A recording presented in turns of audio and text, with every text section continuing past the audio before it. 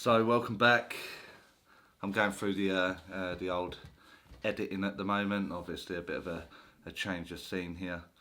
I've received a number of questions this week on about placement within demonstrating.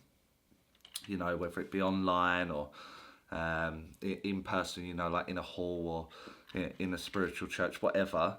But 3 or 4 times this week I've read comments and I've got the question.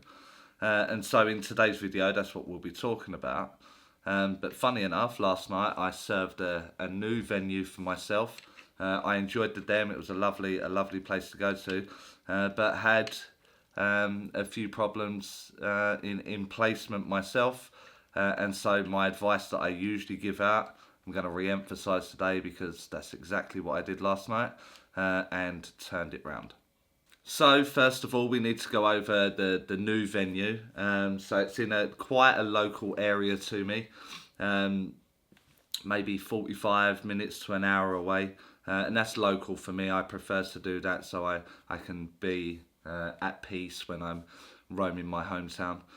And so I know the standard that's throughout the area.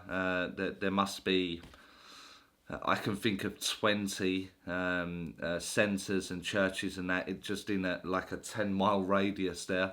There's a lot of centres that you can demonstrate at. So I know the standard before I even go in of what's expected and what I am expected to do and how I should do it. As always, at the start of these evenings, I describe to people exactly what it is that I'm going to do. I'm going to do mediumship. I'm not here as your psychic. I'm not going to be talking about when you're going to meet a fella or a woman and, you know, the money problems, this, that and the other. Unless the spirit world are bringing it, which is very, very rare. It's going to be through the communication of a loved one that you know in the spirit world. And that's pretty much how the evening's going to go. So they knew straight off the bat exactly what was going to happen on this evening. So the first link I've built up as normal. I build it up and I try to dial it in as much as I feel is possible. You know, so I try and go and get enough nuggets, as I call it, to get my hand. And I've done my first one and there's no hand. And I was kind of aware that they're not used to putting their hand up or claiming. And my style of mediumship is to go out then to an area or go out and then direct. And so once I'd done a handful of statements, no hand, I offered another statement and then went to the person, to which they said yes. So me being me, I'm like, why ain't your hand up? Don't know was the answer. She ended up being a lovely lady, and the communication went, you know, relatively well. I'm relatively pleased with it.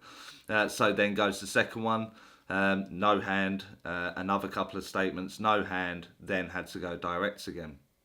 So that was a good indicator that the audience that I was working for on the evening are not used to putting their hand up. They're used to mediums going direct, and maybe that's a loose term of medium because a lot of it will be psychic mechanics, psychic information.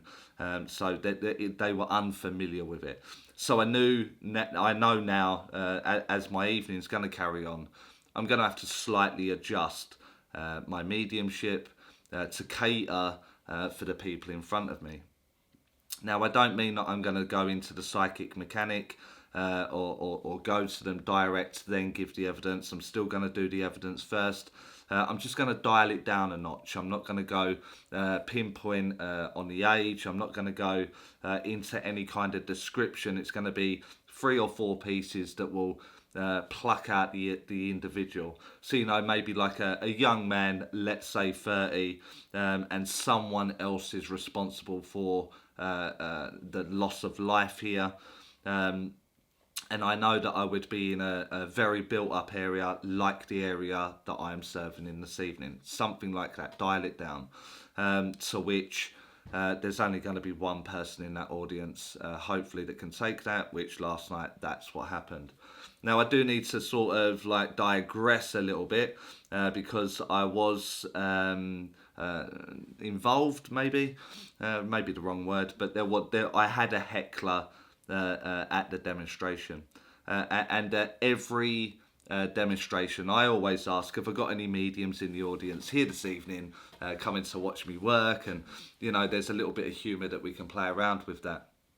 But two of them put their hand up, and one on the other side of the room. So by all indication, 3 mediums were in the room. 3 that would own their mediumship. And it just so happens that over the course of the evening, I went to the 2 at the front, 2 lovely people that I've seen before, and they were good clients in the end once we established the repertoire. But I had one telling me like heckling, shouting out, discussing during while I'm working, talking extremely loudly, distracting. And so in the end, I had to kind of call it out in my own kind of way, with humour, etc. To which it stopped, thankfully, after that. But the reason I introduced this element to the story is that if you don't own your mediumship, and you don't really understand your own mind, and you don't really know if you've dialed it in enough, or if you're fully convinced yourself that the spirit world are there and that is what they are presenting, and maybe you can interpret it slightly differently.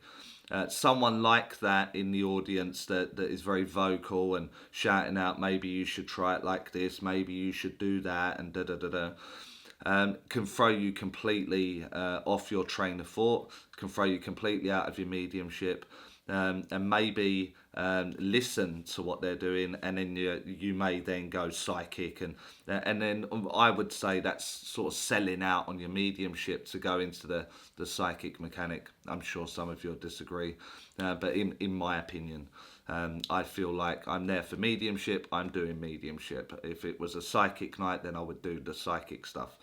So if you're not solid on your own thoughts, your own relationship with the spirit world, then someone like this can definitely throw you off track.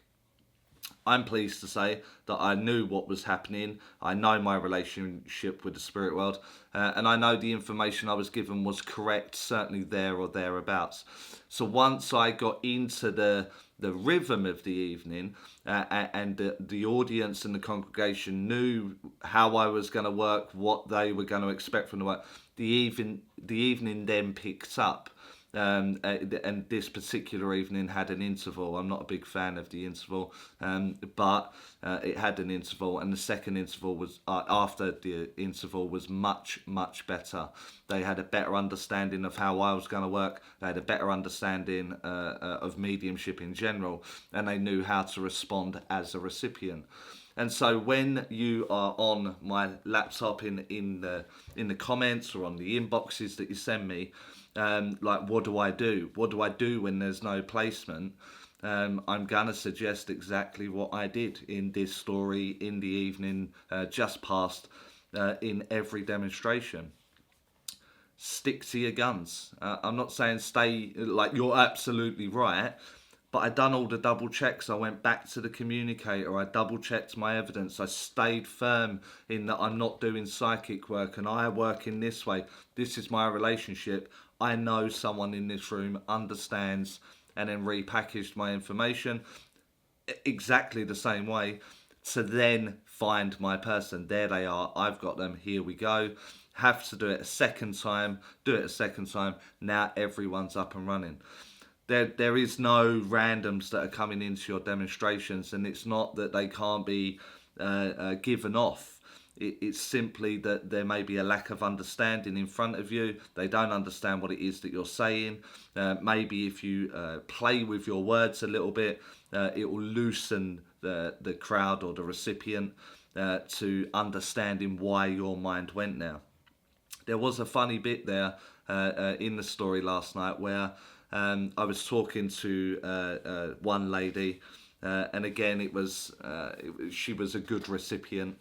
And I was talking about an animal that talks. I was aware that there was an animal talking to me, to which she agreed. She said yes, he owned an animal that would talk. And so it's very easy to slip into your mind and go, well, what can that be? And you would come very quickly maybe to a parrot or something like that. But I didn't go deeper into that. It wasn't something I felt had value. However, my next statement I thought did have value. And I said you would understand that he gets this talking animal, or offers this talking animal a fag, a cigarette.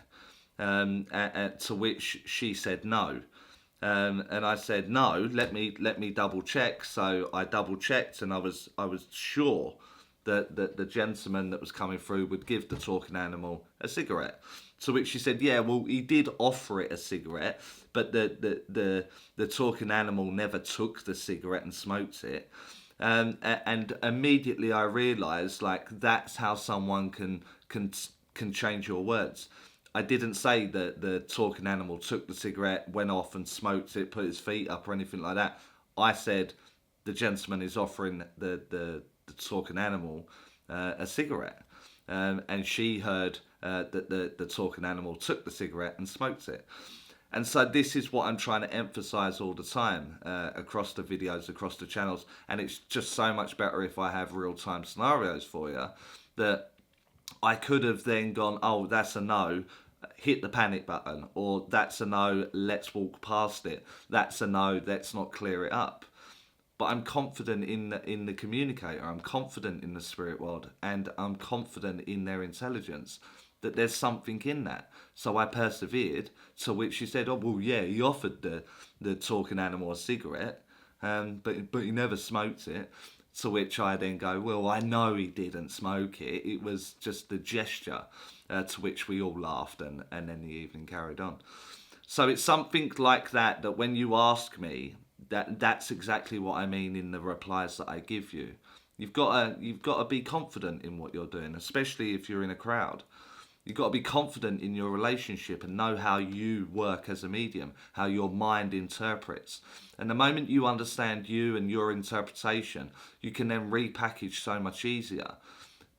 I understand, I get it. It was easier for me last night just to give in to the crowd and go psychic. Just that I'm drawn to the lady here, I'm drawn to the man here, I'm drawn to the lady at the back, and then do this psychic reading. I understand why people do it, and it would have been easier last night to do that.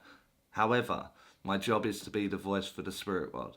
My job that I have developed so much for, I've got so much passion in, is that of the voice of the spirit world. And so I'd rather have a terrible evening and for it to not work out, but know that I tried, rather than copping out and going for the psychic mechanic. I feel there was value in this video. I had it wrote down in your book. When you write comments and ask for video ideas, they all go into a little diary.